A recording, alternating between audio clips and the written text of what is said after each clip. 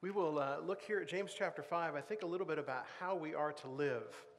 And there's an awful lot here just in these few verses that really solidify what James has been talking about throughout the book of these practical things that we should know and live by. Kind of like a little ring going on there, don't I? Try to get a little closer. I said to Jet before church started today that if you want to just come up here and finish class, that would be fine. Because if you were not in Jet's class this morning, go home and get to Facebook or YouTube, watch the video. We learned that Facebook and YouTube are both good and bad in class this morning, so you can go watch the video and do good with it. But I was assuming that if you got up here, we would get the list of what is doctrine and what is not, because you've got that for us ready to go. And we could all learn about it. He talked about meat sacrificed to idols, which is a tough thing to talk about, but a lot of good ideas that I really enjoyed this morning.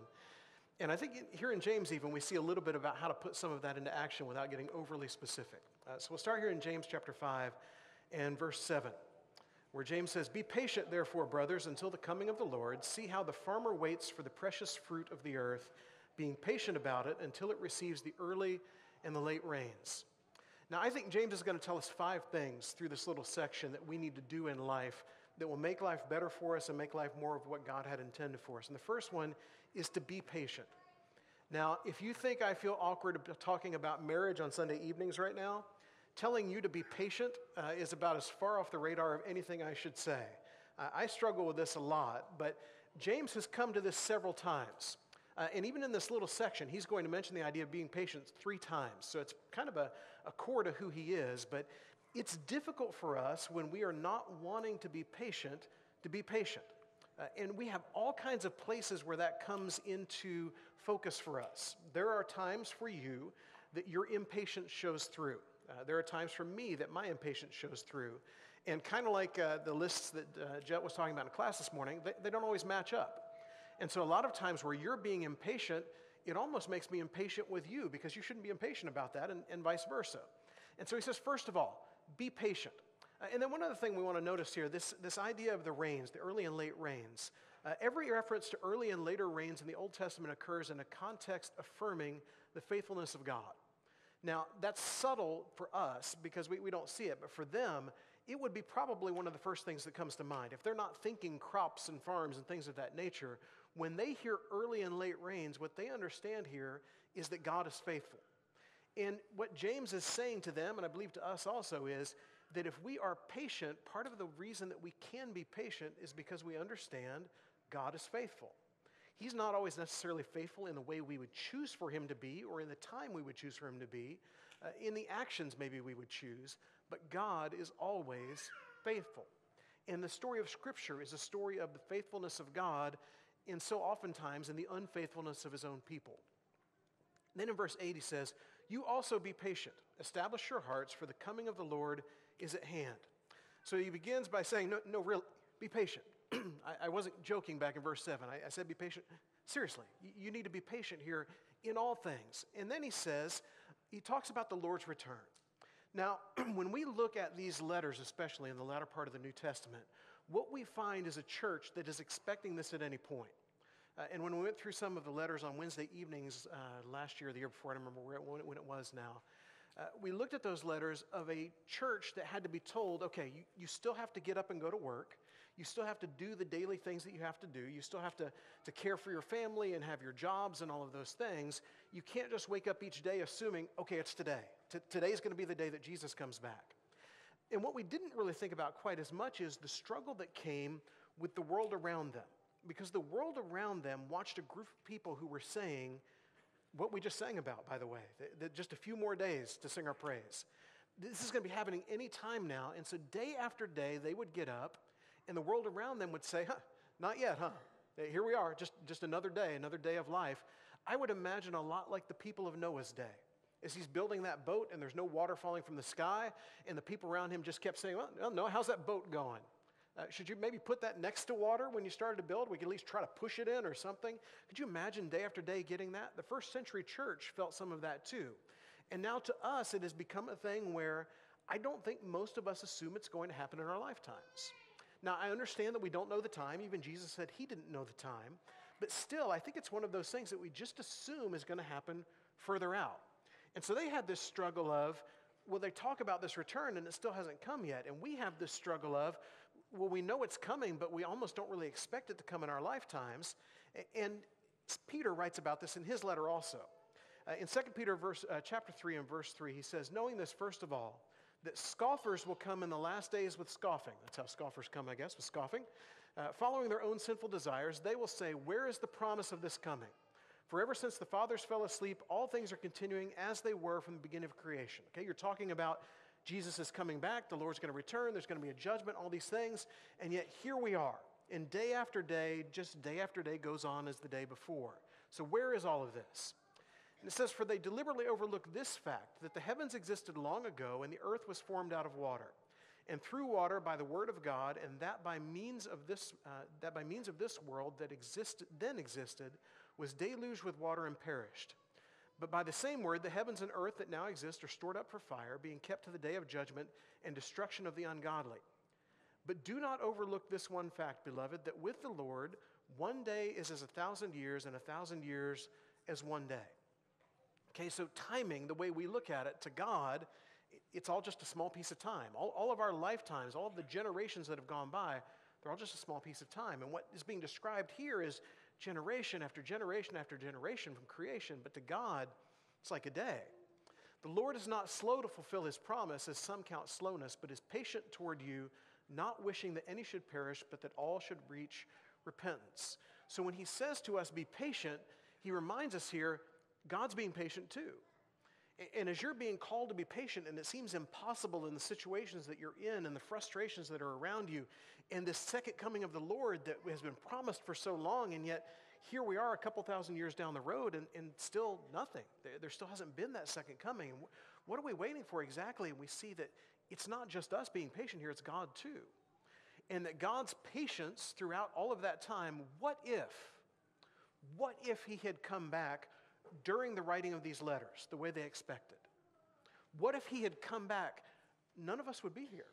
And I don't know if that's better or worse sometimes, but none of us would be here. None of the world around us would be here. All of the things that have happened, all of the lives that have changed, all of those things never would have happened. And would that be better because it's just a bunch of folks in heaven? Sure, from that angle. But as God waits patiently now, is he waiting patiently for you to change or for me to change or for the one name that we have put in the box back there to be reached for him? We don't know what he's waiting for, but to him, this is not an extended period of time. This is just another day in the mind of God. And think again, as we talked about at the beginning of the mayfly, that mayfly that lives for a day, if it were to look at the tadpole down below, it's perspective. He does not understand what is going to happen with that tadpole. He doesn't understand the frog that's going to come from that. And for us, as we look around trying desperately to be patient, we don't understand what God has in mind. He's revealed to us some of it, and we can read about it in Scripture, and we can see it in nature, but what his full plan is, we don't fully know. We don't fully know how much time it will take to do what he wants to do, and exactly what all he plans to do in the midst of that, and yet we can still, in our perspective, wait patiently. Parents of grown children, if you don't understand the mayfly, if you don't understand the patience of God, did the years fly by? Those of you who have kids who have grown, we, this past week, took the last first day of school picture for our child who will be graduating from high school this year. Now, I imagine we'll probably try a way to finagle a college one somewhere along the way, but the last of the real ones. And I think back to all of those, and by the way, Stacy had already left for work that morning, and Nathan and I were going to school together because he was taking my truck and dropping me off at work so he could have a vehicle. As I told him, hey, you got to go to the front porch, he knew exactly what it was for immediately. He rolled his eyes and just said, can we do it later? I said, no, we're going to do it now so I can text Mom. Mom can smile at work and everybody will be happy. And for year after year, we've taken that picture.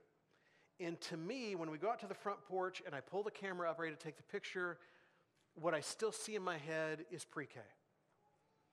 I still see the little guy with the world to take on and a big smile on his face who has not yet grown tired of the picture because it's the first time.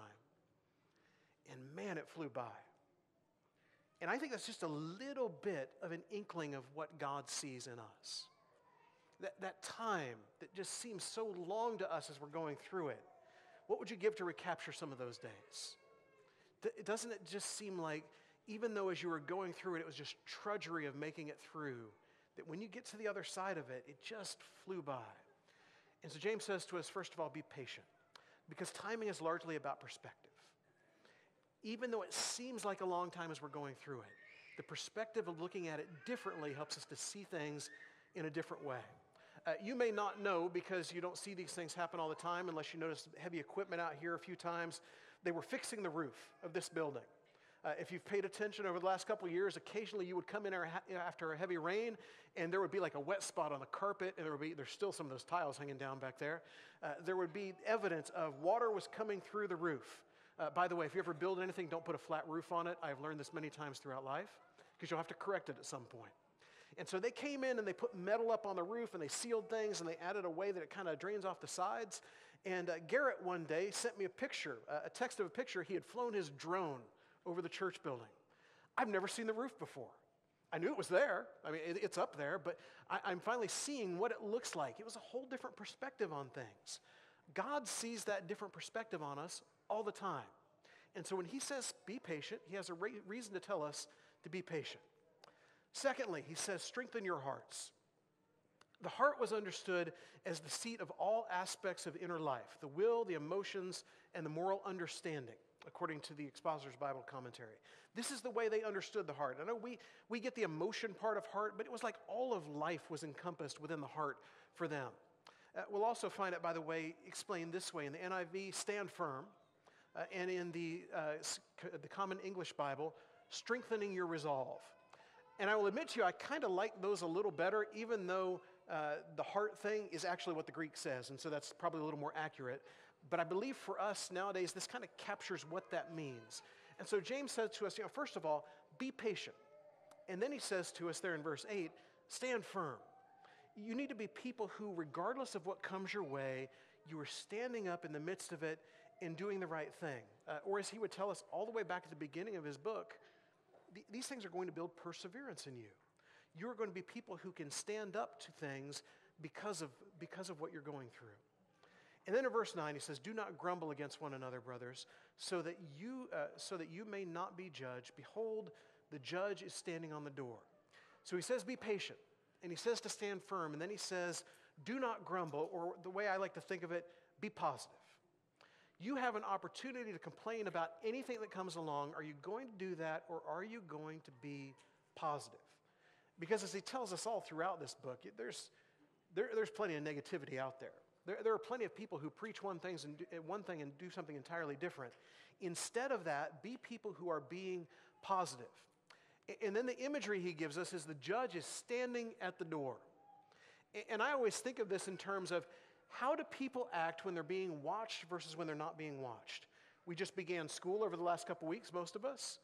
How are things when the teacher is in the room versus when the teacher is not in the room? The teacher is called away to the office, she leaves the room, walks down the hallway to the office and gets whatever it is, and comes back, and probably midway down the hallway can hear her class, can hear what's going on in there.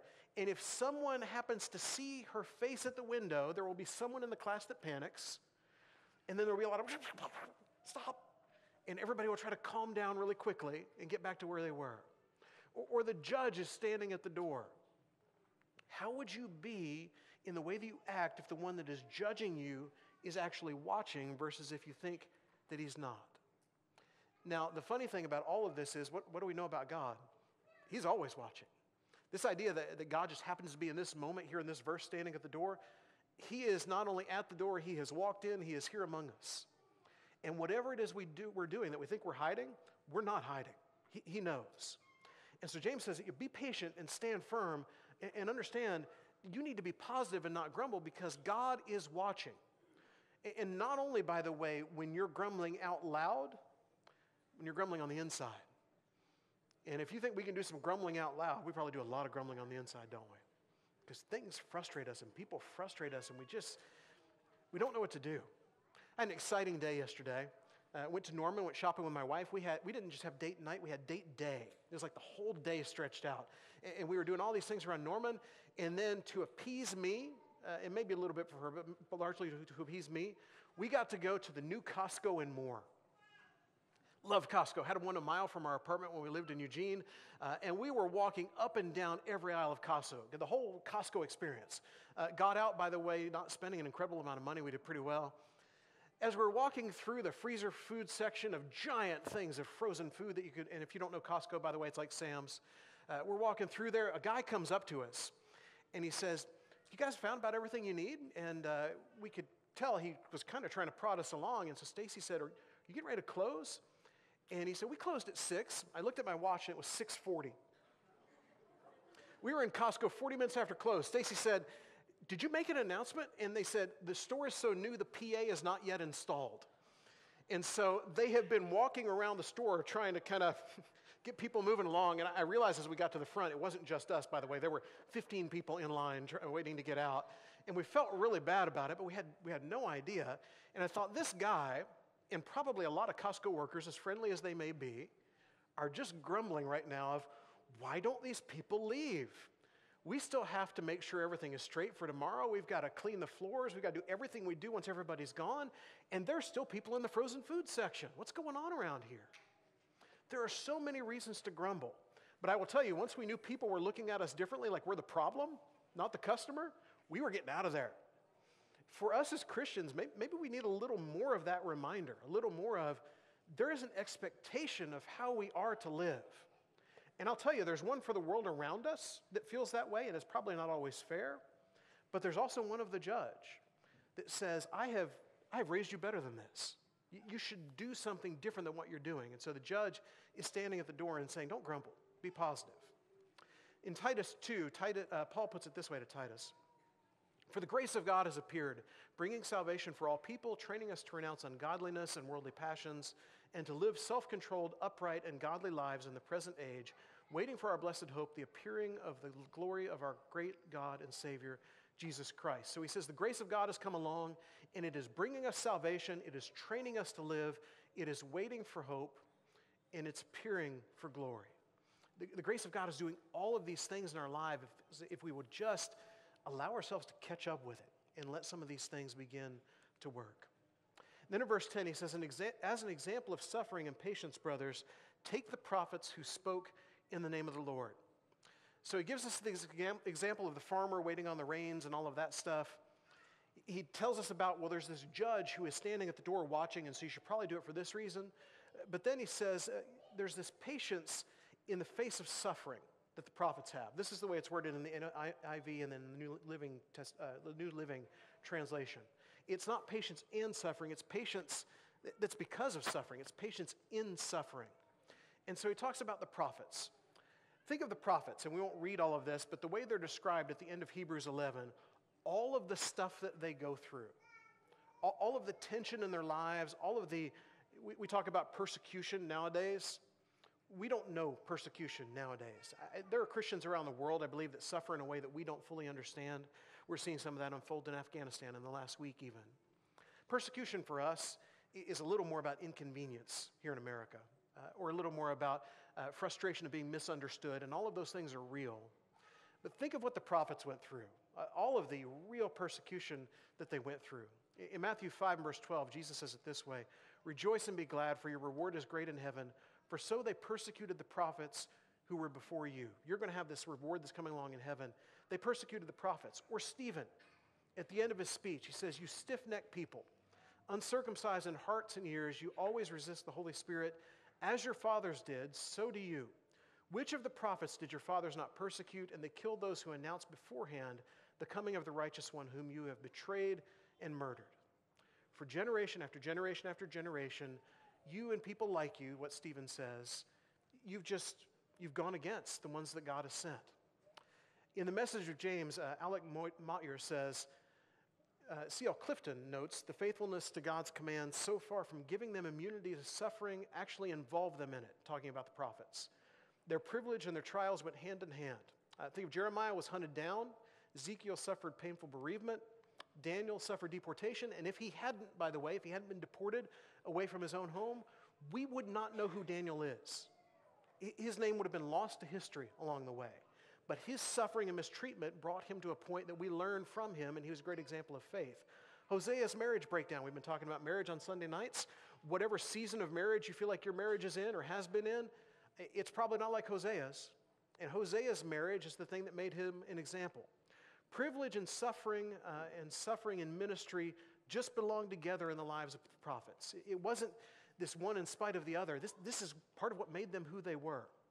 And then in verse 11, behold, we consider those blessed who remain steadfast. You've heard of the steadfastness of Job, and you have seen the purpose of the Lord, how the Lord is compassionate and merciful. The steadfastness of Job, we won't go into a whole sermon on Job today, but as you read through Job, he seems to start out pretty well.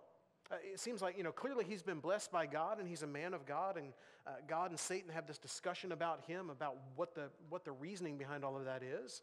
And as Job suffers early on, it seems like he is on board with God, but then there's a point where there's a good chunk of Job that is clearly his friends and his wife, all kind of questioning God and telling Job he should walk away, or wanting Job to admit what it is he's done to make God so mad.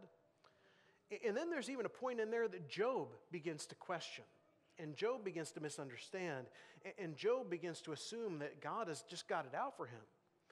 And then there's a point at the end of the book where God just explains to Job his perspective and all the things that Job doesn't really know about. And what we see in Job is that Job is no groveling, passive, unquestioning submission. Job struggled and questioned and sometimes even defied, but the flame of faith was never extinguished from his heart. Does God mind when we question? I'm sure God would rather our faith just be so strong all the time that there's never even a need, but even Job questions. And so as we question, what does our questioning do? And what we see in Job is there's always still this underlying understanding of who God is, or the way Job will actually say it in Job 19, I know that my Redeemer lives and at the last will stand on the earth. Right in the middle of everything that's going on, Job says, even though I'm questioning, even though I'm doubting, even though my friends don't know what to make of this and assume I've done something wrong, even though my wife says curse God and die, I know that my Redeemer lives and he will still be standing in the end of this. Job's faith does all of that. And so think of these examples we've been given, the patience of the farmer. And we can probably understand that one a little better than most, just given the part of the country in which we live. Or the prophets and the suffering they went to, or even the patience of Job and the long suffering of Job and the willingness of Job to stick with God through it all. When James says be patient, maybe now we can understand a little more of what it means to be patient. Or Paul puts it this way, maybe a little more familiar language for us. I consider that the sufferings of the present time are not worth comparing with the glory that is to be revealed in us. There is not even a comparison to be made. The glory we're going to see, the glory we're going to be a part of, is so good at the opposite end of what the bad is of our suffering here. This is not even worth talking about. And don't get me wrong, I know there are some in this room, some watching online, that have gone through things that you could write books about, that people, as soon as you begin to tell the story, would tear up and shake their head and want to give you a hug. And all of that is real and all of that is valid. But compared to what it's going to be like for us in eternity, it's nothing. It is so small, it is not worth comparing with the other. And we as Christians have to truly, truly believe that. So he says, number 4, persevere. And then in verse 12, but above all, my brothers, do not swear either by heaven or by earth or by any other oath, but let your yes be yes and your no be no, so that you may not fall under condemnation. Number 5, he says, be truthful. So you're going to do all these things, you're going to persevere through it all, and now central to all of it is you are going to be people who are truthful. Let your yes be yes and your no be no. It echoes what Jesus said, doesn't it? The end part of what Trenton read for us this morning.